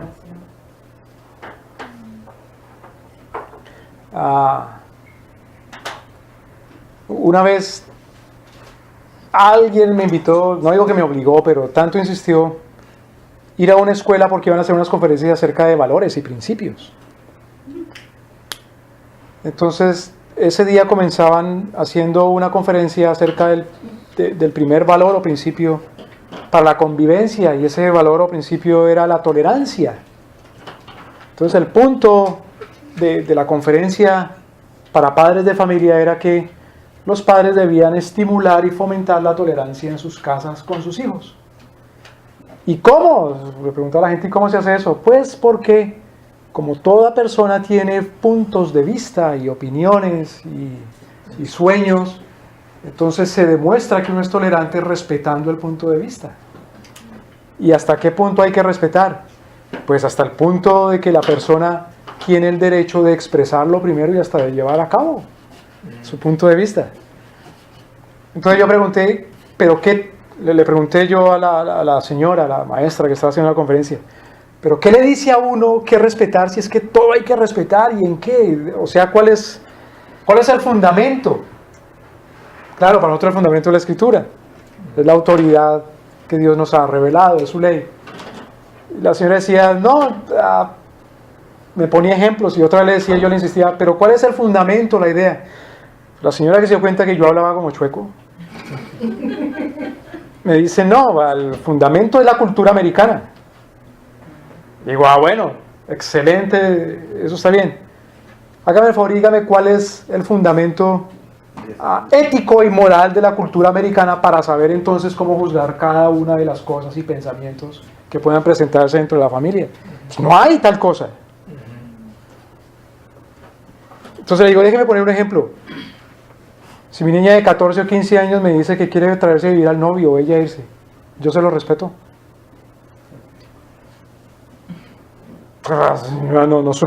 No podía decir que sí, pero tampoco podía decir que no, porque hay que tolerar. Y porque todo es verdad y nada es mentira. ¿Sí me va a entender? Para los sirios, Jehová era Dios solamente de las montañas, y su Dios era Dios solamente de los valles. Para los paganos de hoy día, en el valle en donde esté uno es su propio Dios, o en la montaña en donde le toque estar. Cada uno es su propia autoridad, como dice Bantil. Ese es el problema del hombre caído, pecador. Es a donde tiene uno que ir a la raíz del asunto. Tu autoridad eres tú mismo, o es tu mamá, o es tu papá. Final y último, ¿a quién quiere uno agradar? ¿A quién le tiene uno más miedo? Por eso dice la palabra, donde está tu corazón. Ahí está tu tesoro, tu Dios. Entonces, siguiendo con Apocalipsis, dice versículo 16, 17, 18. 16. ¿Sí? ¿Y los? Dice, y los 24 ancianos que estaban sentados delante de Dios en sus tronos se postraron sobre sus rostros y adoraron a Dios. En la simbología bíblica, el número 24 es la multiplicación por 2 de 12. En la simbología 12 y 12, en la simbología bíblica 12 es el número de la congregación. La congregación comienza en el pueblo de Israel con 12. Y la congregación comienza en el Nuevo Testamento también con 12. Entonces la congregación de ancianos, o el pueblo de Dios en su totalidad. Todo el pueblo de Dios en su totalidad, 12 y 12. ¿Qué hace el pueblo de Dios al ver que nuestro Señor ha recibido todo dominio, poder y autoridad sobre todas las naciones por siempre y jamás? Es lo que hacemos nosotros. ¿Qué indica la postración? No, prostración. No es porque llega uno a los 40 y empieza a postrar. ¿Qué indica la postración en la Escritura? ¿Que se rinde a qué? A la autoridad. Que se rinde a la autoridad. ¿Y cuándo en realidad se rinde una autoridad? Cuando reconoce cuál es la ley. Es decir, reconoce uno la autoridad de la Escritura de nuestro Señor.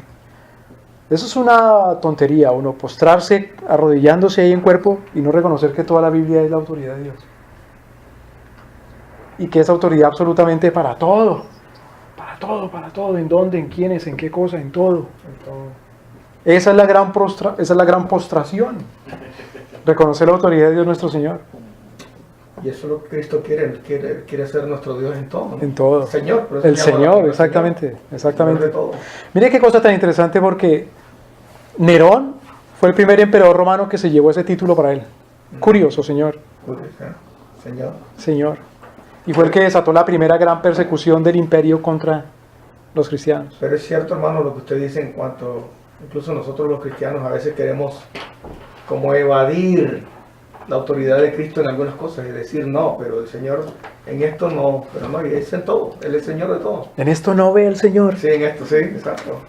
Y muchas veces incluso dentro de la iglesia la gente dice, para esto es bueno, pero para esto no es tan, o esto no es tan malo. Bueno, para Dios, por eso, es Dios de todo. Por eso para el hombre pecador caído es muy conveniente la visión segmentada de la vida. Segmentada, ¿no? Un Dios para los valles, otro Dios para las montañas, otro... Dios no atiende en la iglesia solamente o solamente a la mía, o Dios no atiende en el trabajo, sino solamente a la iglesia. Dios solamente atiende la vida personal, pero no la vida pública. Dios solamente atiende la relación aquí entre hermanos, pero no la vida política. En fin, Dios solamente atiende mis finanzas con relación al diezmo, no, pero no con relación a qué compro y me como y todo, absolutamente qué gasto y qué ahorro y qué invierto en todo. Es una visión segmentada. Hay una novela cómica, es una novela chistosa que se llama Al pueblo nunca le toca. Se me olvidó el autor, pero es a principios del siglo XX, es un autor colombiano. Y hay un personaje en esta novela que es muy mujeriego y se lleva mujeres para su cuarto, vive en un cuarto de alquiler. Pero es muy católico, es muy devoto. Que anda con la camándula en la mano y con el rosario siempre, a todo momento. Y como trae mujeres y en su cuarto tiene cuadros de los santos y el Sagrado Corazón y la Virgen, toda la pared alrededor. Entonces cuando él, antes de entrar la muchacha al cuarto, le dice, quédese ahí en la entrada un momento, no entre todavía. Y empieza a poner sábanas en los cuartos y a taparlos, Y cuando estén tapados, ahora sí entra la muchacha. Claro. Es una visión segmentada de la vida o segmentada de sus dioses. Son dioses ciegos. No son absolutos en todo. Pero es un peligro ver así la Biblia. La Biblia es segmentada en cuanto a la vida. Por lo tanto, la Biblia no tiene autoridad en cuanto a la vida. La Biblia solamente funciona durante el día, no durante la noche.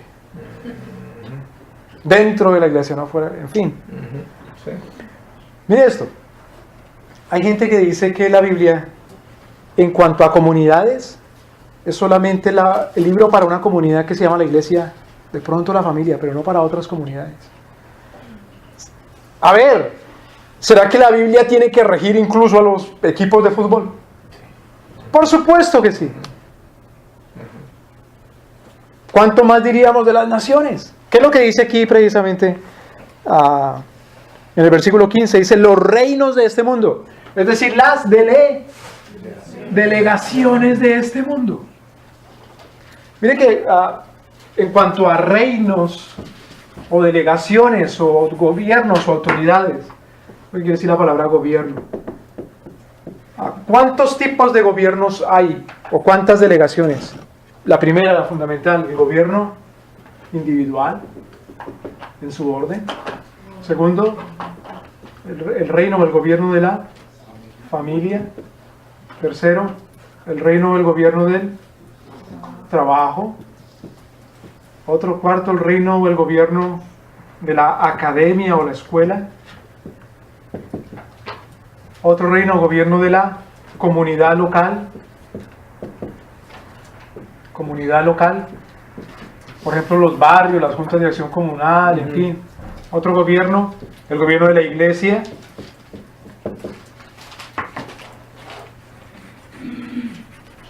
Otro gobierno de sociedades.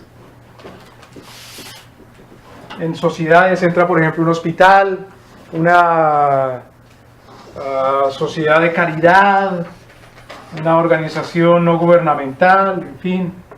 Y por último, sí, el Estado. ¿Cuántas delegaciones o reinos sobre la tierra? 1, 2, 3, 4, 5, 6, 7, 8, por lo menos.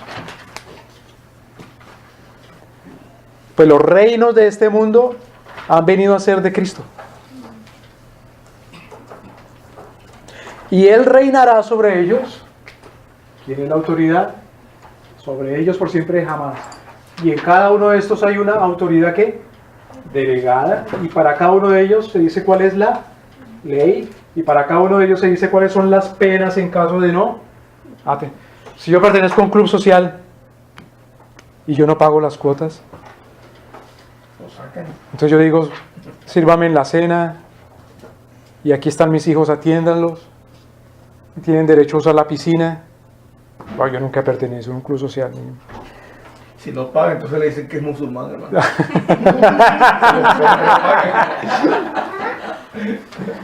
Que no tengo temor de Dios.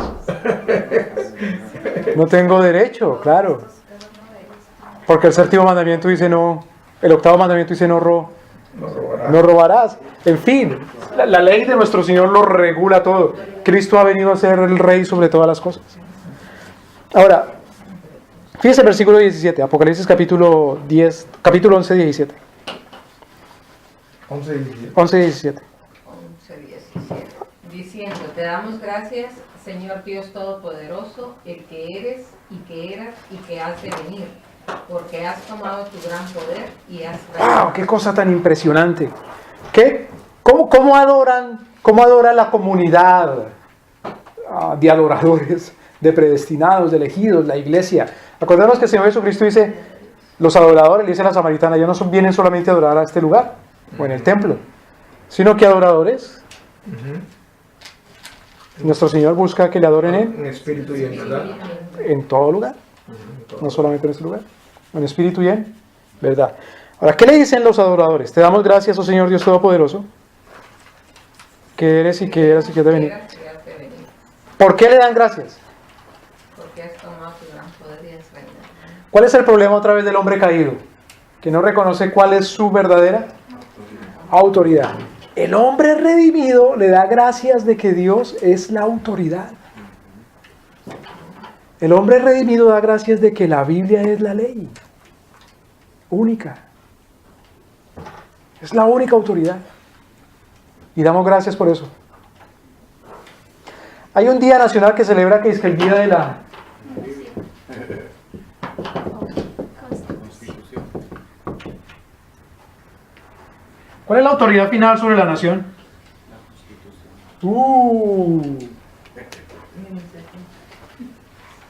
Si la Constitución no dice lo que dice la Biblia, No es.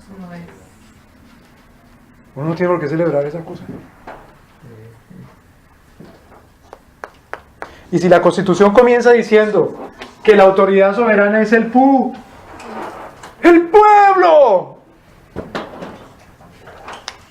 ¿Me voy a entender? Pero en Aguana enseñan que hay que, otra vez, decir que es indivisible. Es decir, que la autoridad soberana. Porque hay que hacer el juramento. El juramento dice eso. Claro. Y en las escuelas cristianas también.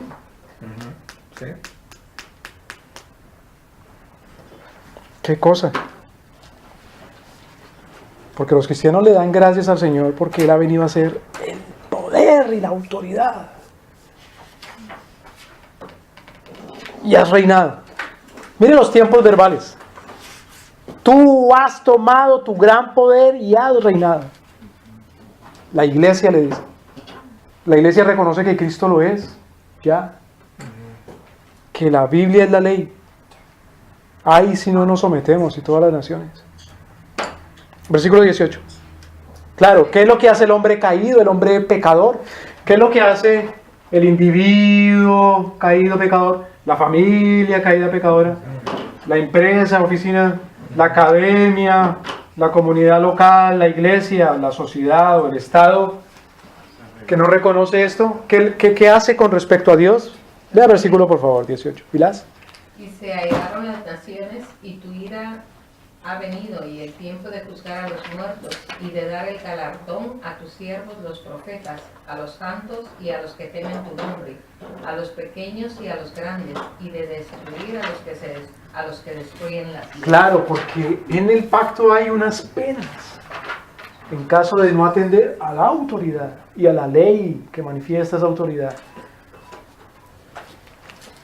Entonces nuestro Señor juzga a las naciones. ¿Cuándo? Durante la historia. Porque fíjense, si hay un juicio fin, ¿qué quiere decir que hay antes? Pues otros, si no, no sería el final. No dice hasta el final. Claro, Juicio final. claro. ¿Acaso la nación de Israel, Jerusalén, Judea, no fue múltiples veces siendo juzgada por nuestro Señor? ¿Acaso Roma no fue juzgada? ¿Acaso Bizancio no fue juzgada? ¿Acaso los egipcios no fueron juzgados, y los filisteos, y los amonitas, y los, en fin, Los babilonios. los babilonios? Los mismos Las sirios. naciones entonces no son indivisibles, sino que el Señor los juzga. Los sirios, los menos Los sirios, los asirios. Pero si es que si el Señor juzga a las iglesias. Pero si es que si el apóstol Pedro dice, es necesario que la disciplina comience por nosotros, por la casa. Y si la disciplina comienza por nosotros, ¿qué no será el fin de los que lo odian? Porque Pedro sabe muy bien el Salmo 2, el Salmo 1, el Salmo 2. El Señor se burla, se ríe de las naciones y con su mano fuerte juzga. Versículo, pero también dice el 18, sin embargo le dará galardón a sus siervos, a los que temen su nombre, pequeños y grandes, para que destruyas a los que destruyen la tierra. Claro, el galardón de nuestro Señor es para los pequeños, y pequeños y grandes no se refiere solamente a los que son chiquitos, los que son grandotes, sino pequeños y grandes, no importa cuál sea el grado de gobierno, de autoridad o poder, o cuál sea el grado de autoridad delegada que le haya dado, mucha, grande, pequeña. Acordémonos, por ejemplo, que la iglesia de Filadelfia, el Señor le dice, es una iglesia chiquita, ahí diminuta, insignificante, casi no tienes fuerza. Sin embargo, haré que los de la sinagoga de Satanás vengan y se postren delante de ti. El Señor reivindica. Entonces se está refiriendo a la autoridad delegada que tienen ellos. Claro.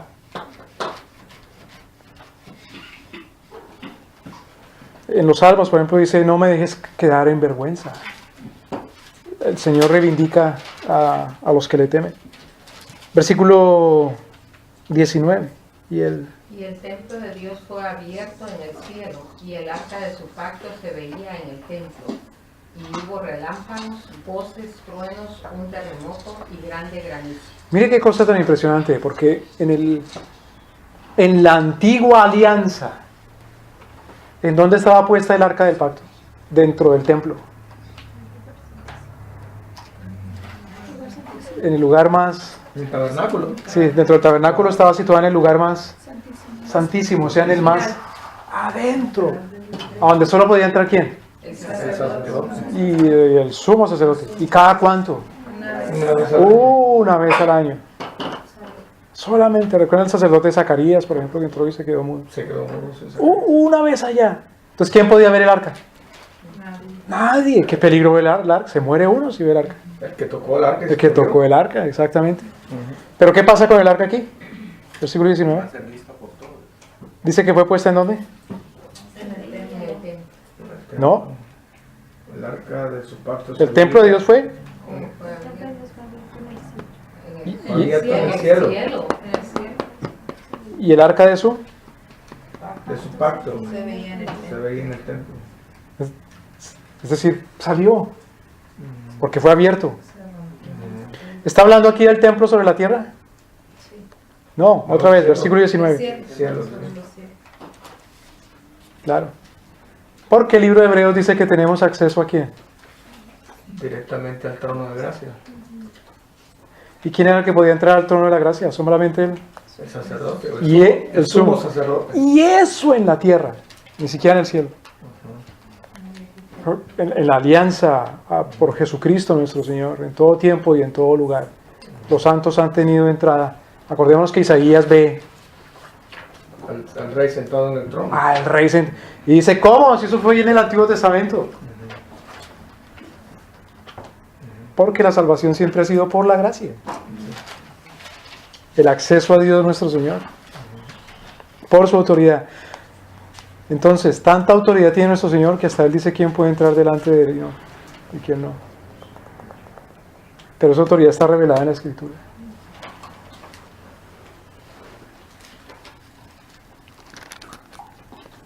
Ahora, vamos un momento al Salmo 82. Salmo 82.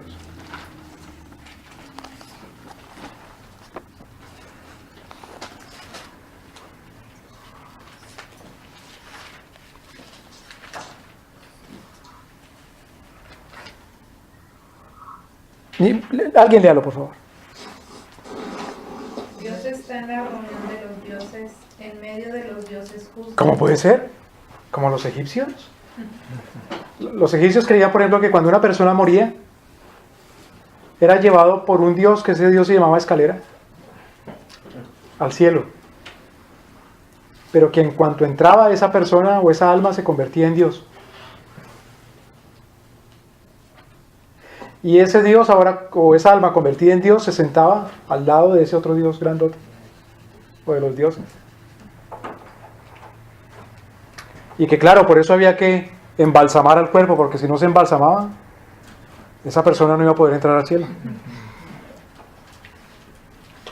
Es eso de lo que está hablando aquí, porque dice que Dios está en la reunión de los dioses, en medio de los dioses, como en un Olimpo. Miren lo que dice el versículo 7. Pero como hombres moriréis, Ah. como cualquiera de los príncipes caerá. Entonces, ¿quiénes son esos dioses o quiénes son esos a los cuales les llama aquí dioses? ¿Son dioses? ¿Son simplemente qué? Hombres. Son hombres. Acordémonos que el Señor Jesucristo usa este salmo para hablarle a sus enemigos y dice, ¿acaso no está escrito dioses sois? Pero está hablando de hombres. Ahora la pregunta entonces es ¿por qué les llama Dios? Y se considera que estos son su propia autoridad. Creen en ellos mismos. ¿Cómo dice el versículo 1? Dios está en medio de...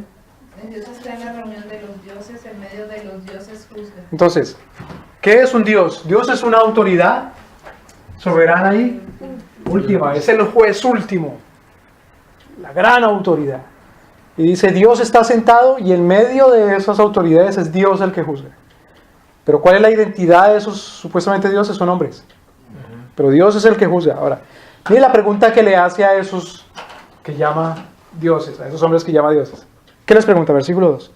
¿Hasta cuándo juzgaréis injustamente y aceptaréis las personas de los impíos? Entonces, ¿por qué le llama dioses? ¿Son qué? Son autoridades. Fíjense, en cada delegación de gobierno hay autoridades delegadas. ¿A quién se le delega esa autoridad? En una academia hay una autoridad, en una comunidad local hay una autoridad, en un trabajo hay una autoridad, en una iglesia hay autoridades, en sociedades, en el Estado. Hay autoridades. Cada individuo es una autoridad ¿para quién? Delegada, que gobierna en quién? No, cada individuo gobierna en quién? En el mismo. En el mismo. 1 Corintios capítulo 11, por ejemplo, dice, antes de tomar la cena, cada quien ¿qué? O sea, júzguese a sí mismo. Es decir, ¿quién es el único que tiene la autoridad de juzgar mi conciencia? Delegado aquí en la tierra. ¿Un padre puede juzgar la conciencia de su hijo? No. No lo puede hacer. La conciencia. No estamos hablando de un comportamiento público. Puede juzgar la actitud, pero no la conciencia. Claro, la actitud pública, social, eso se juzga, pero la conciencia no la puedo juzgar. Claro, es individual. Si yo me tomo 3, 4, 5 vasos de agua, ¿alguien tiene la autoridad de decirme eso es malo, eso es pecado? No, eso está en mi conciencia. ¿No deben entender? Bueno, dice, ¿hasta cuándo juzgaréis injustamente? ¿Cómo se sabe cuándo se juzga injustamente? ¿Cuál es el marco de referencia? ¿Cuál es el canon? ¿Cuál ley? ¿Cómo sé? Porque ¿qué dice versículo 1? Dios está en la... Y en medio de los dioses se juzga. Él es el que tiene la autoridad soberana y última. Y Él juzga a esas autoridades otras. ¿Me voy a entender? Por lo tanto, en cuanto al gobierno de la familia, ¿a quién le da cuentas esas autoridades de la familia? ¿A las autoridades del trabajo, de la academia, de la comunidad, de la iglesia, de la sociedad y del Estado? La autoridad son los padres, ¿no? Sí. El padre y la madre. Pero ellos dan cuenta a Dios. Exactamente. Los padres dicen, en esta casa no se sale ni se entra después de las 10 o Exacto. Y entonces viene el pastor bravo. Dice, ¿usted por qué pone esa ley? Si la reunión de oración se acaba a las 10, ¿usted no puede poner esa ley? ¿Tiene derecho a hacer eso? No. ¿Puede el padre ir a la iglesia y decirle al pastor, ¿usted por qué pone reuniones a las 10? Si en la casa está prohibido salir después de las 10, ¿tiene derecho el padre a ir a hacer eso en la iglesia? No. ¿Me explico? Por lo tanto, desde la iglesia, desde la escuela, ¿dónde está la escuela? Desde la academia, ¿pueden mandar a sus policías a la casa por si no envían a su hijo a la escuela? No. No, No deberían. no, bueno. Es lo que el gobierno hace. ¿Pueden hacerlo? No pueden. Ni puede ni debe. Y si puede es porque hay alguien que los deja. Que le delegó la autoridad. ¿Sí me doy a entender? Porque nuestro Señor ha delegado y la autoridad la delega nuestro Señor para que se ejerza. Cuando Adán peca, él que es delegado de autoridad, ¿a quién le entrega autoridad? Satanás. A Satanás. Y entonces nuestro Señor le dice, pues ahí se queda con su Satanás. ¿Sí me doy a entender? Sí. Esa es la vida cristiana. ¿A quién le damos la autoridad? ¿A quién? ¿O al enemigo o a Dios? Claro. Pero depende en dónde estás. Ahí hay una autoridad delegada.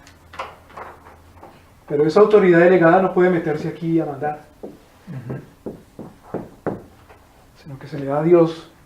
Y si la autoridad delegada más importante es el individuo, nadie me puede decir a mí, por mi conciencia, si puedo vacunar o no a mi hijo. ¿Sí me explico? Entonces yo voy a servir como policía en la escuela cuando el gobierno me obligue en la escuela a devolver los niños para la casa porque no están vacunados. Pues quién sabe si yo me presto para ese juego diabólico. ¿Me voy a entender?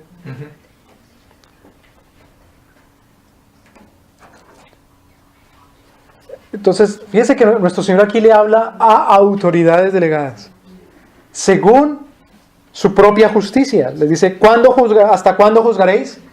Injustamente. Es decir, los juzga según la Biblia. Ahora, preguntémonos aquí, hermanos. Miren.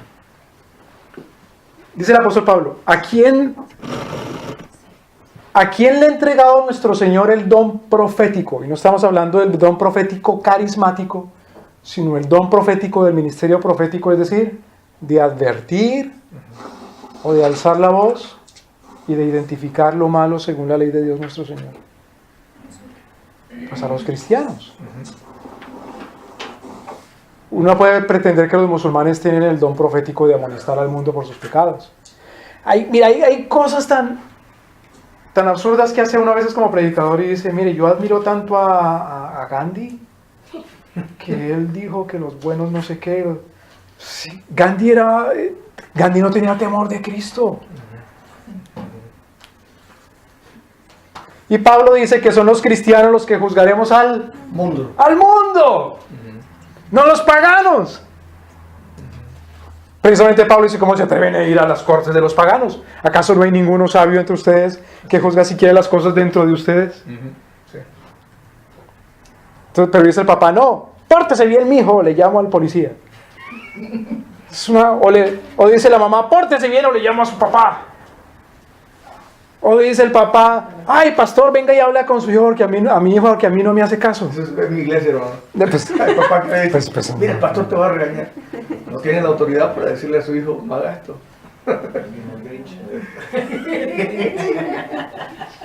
¿Cómo? Ahí viene el Grinch, desde cuando va a pagar, ¿no? miren, hay naciones que cuando nuestro Señor las juzga, uno ve que hacen cosas como que a sus delincuentes se los mandan a otros países para que en esos países se los castiguen. Los extradite, Exactamente. que no tienen autoridad. Exactamente. Sí, no tiene la autoridad. Porque Porque en el país de ellos se fuga. porque Exactamente.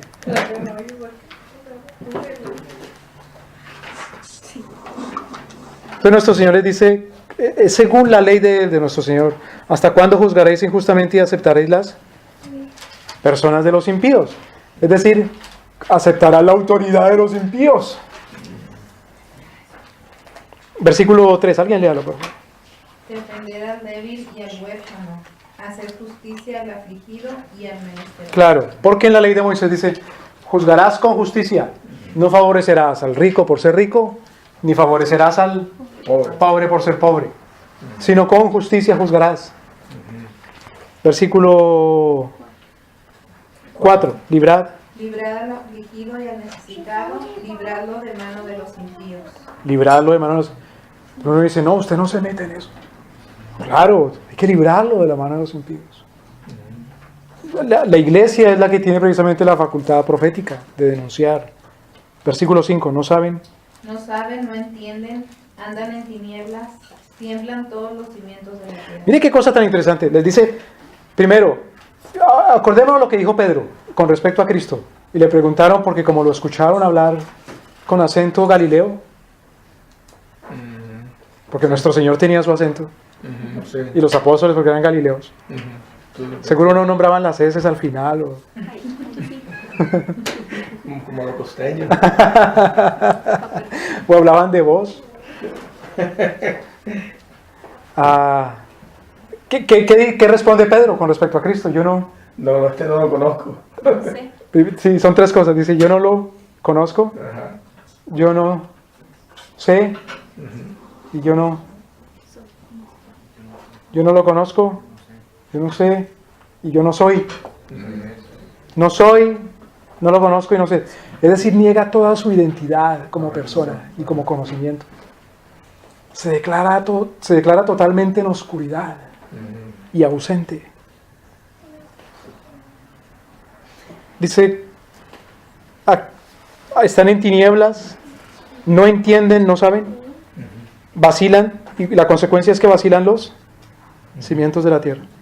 No lo busquemos ahorita, pero por ejemplo, la mamá de Samuel, ¿cómo se llamaba? Ana. Cuando canta o ora o alaba a nuestro Señor, lo adora porque ha quedado embarazada. Y le dice al Señor, tú sustentas los cimientos o las columnas del mundo. ¿Qué quiere decir eso? ¿Que la Biblia dice que el mundo o la tierra está sustentada sobre columnas? Como los musulmanes en el Corán dicen que la tierra está sobre unos elefantes. No, las columnas del mundo es Dios que sostiene la tierra con su palabra, con su autoridad. Y cuando por lo tanto entonces se niega esa autoridad, entonces el mundo entra en crisis. Cada una de esas instituciones entra en crisis. Entonces cuando las personas no reconocen la autoridad de Dios y cuando las personas delegadas no reconocen al que los delegó y su autoridad, no reconocen la Escritura, entonces tiemblan los cimientos del mundo. Es un caos. Es un caos. Como era la tierra antes de que Dios la estableciera. Exactamente. Era un caos. Exacto. Versículo 6. Yo dije, Vosotros sois dioses y todos vosotros sois hijos del Altísimo, pero como hombres moriréis y caeréis como cualquiera de los príncipes.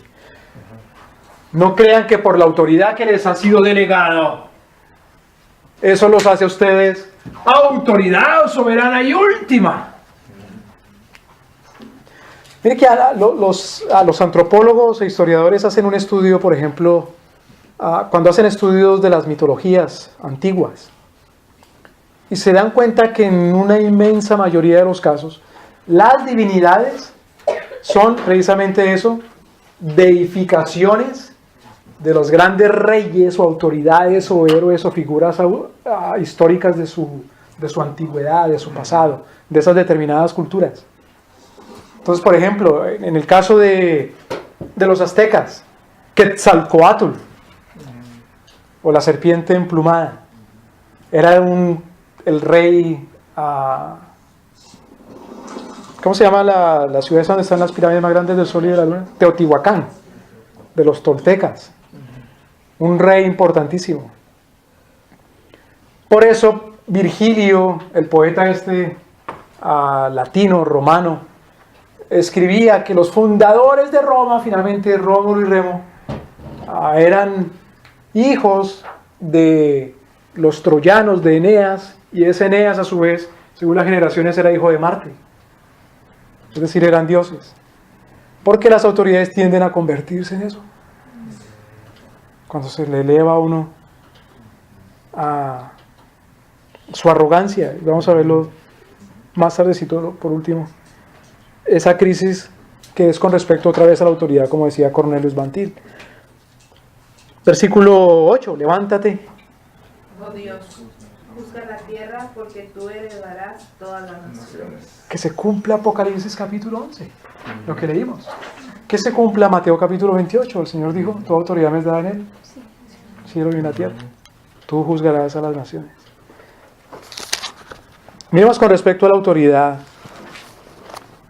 que es únicamente de Dios, y que esa autoridad, el Deuteronomio capítulo 17, lo hemos leído ya, pero es necesario leerlo y enfocarlo en este tema.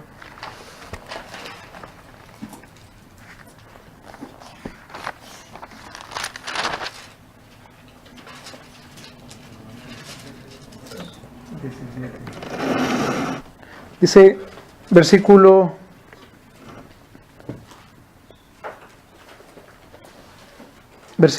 miremos desde el versículo 10, desde el versículo, 14.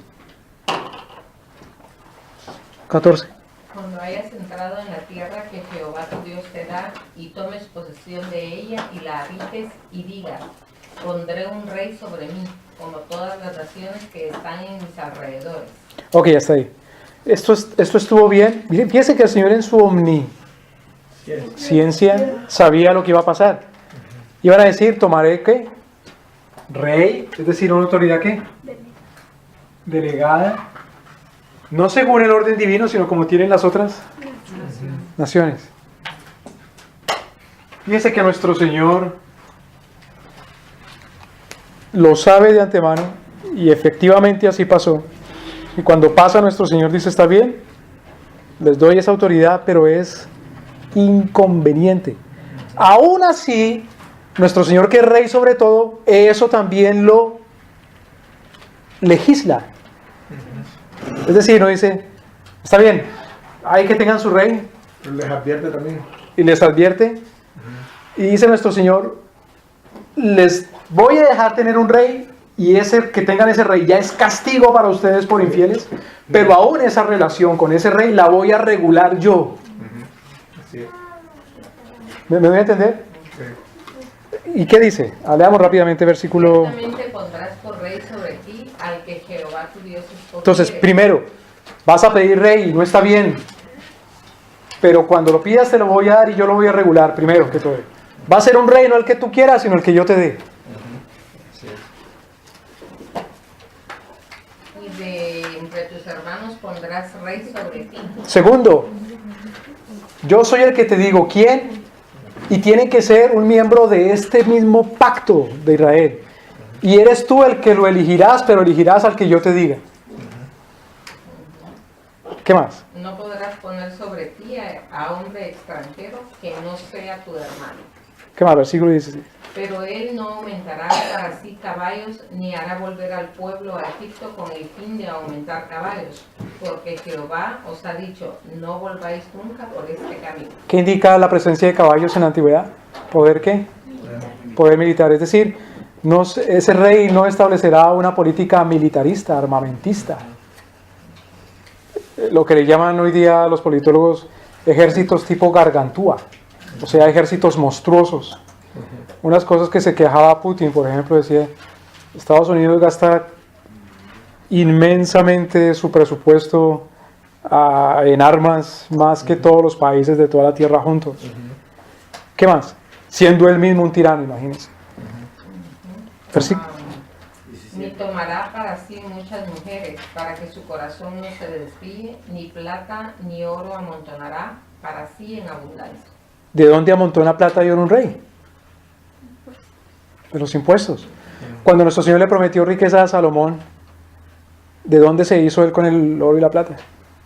De la manera como Dios le prometió, del comercio, de él mismo, no a través de impuestos. Bueno, versículo 18, y será... Cuando se siente sobre el trono de su reino, entonces escribirá para sí en un libro una copia de esta ley, De esta ley.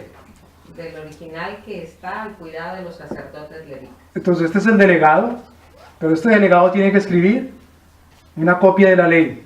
¿De cuál ley? ¿De la que tienen quiénes? Los levitas, los sacerdotes. Es decir, la iglesia le dirá, mire Señor, esta es la... O sea que un rey era un sacerdote también, porque conocía la ley. Claro. Entonces, la iglesia le dirá, Señor Rey, ¿esta es la qué? La Constitución. Porque no le dice, hará una copia de esta ley para que estudies la Biblia y estudies la teología sistemática y hagas tus devocionales. Sino para qué? Y lo tendrá consigo y leerá en él todos los días de su vida. Ah, no, pues sí, es para que haga su devocional. ¿Y para qué más? Para que aprenda a temer a Jehová. Claro, para que él mismo tenga una vida privada cristiana solamente. Para guardar todas las palabras de esta ley. Ah, bueno, para que él se comporte de manera cristiana. ¿Y qué más? Ponerlos por obra. Versículo 20. Para que no se eleve su corazón sobre sus hermanos, ni se aparte del mandamiento a diestra ni a siniestra, a fin de que prolongue sus días en su reino, él y sus hijos en medio de Israel. Entonces, no para que esa ley sea autoridad del personal, sino para que sea la constitución del reino, del país.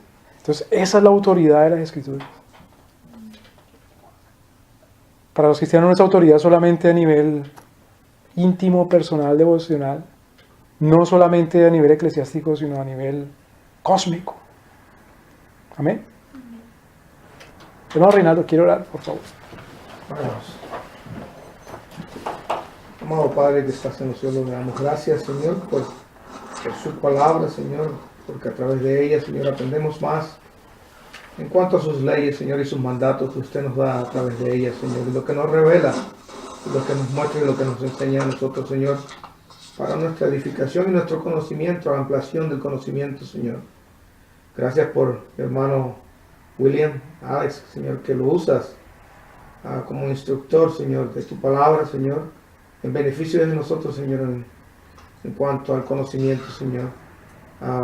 Le damos gracias, Señor, por esta enseñanza, Señor, que es de mucha ayuda para nosotros, Señor, amplía nuestro conocimiento y nos ayuda, Señor, a entender tus mandatos de una forma más profunda, Señor.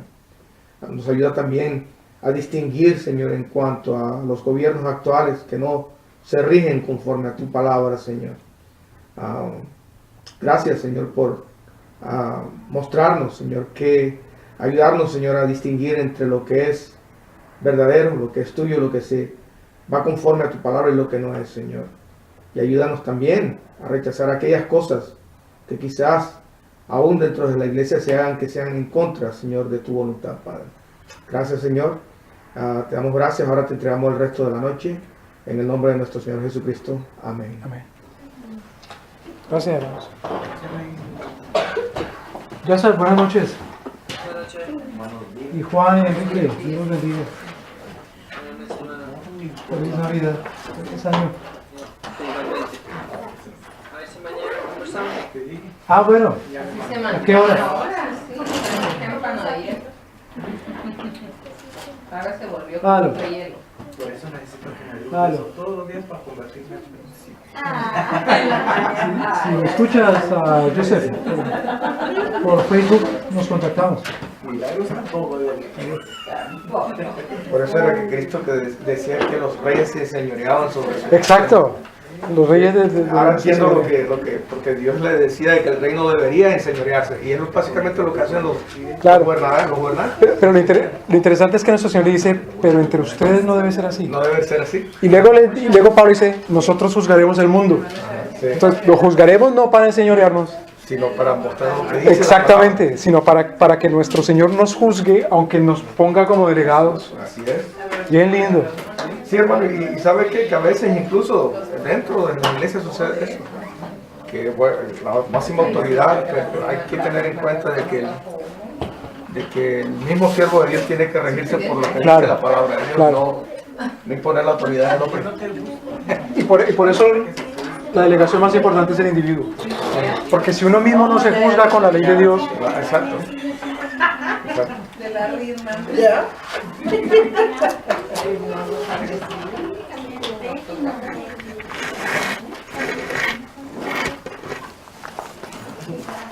Bueno, entonces se van mañana. vamos pasado mañana. Pasado. Pasado mañana. Y llegan entonces el sábado. El sábado en la tarde ya. Ah, Pensamos salir en la tarde de allá. ¿Maneja usted solito o le ayudan a manejar?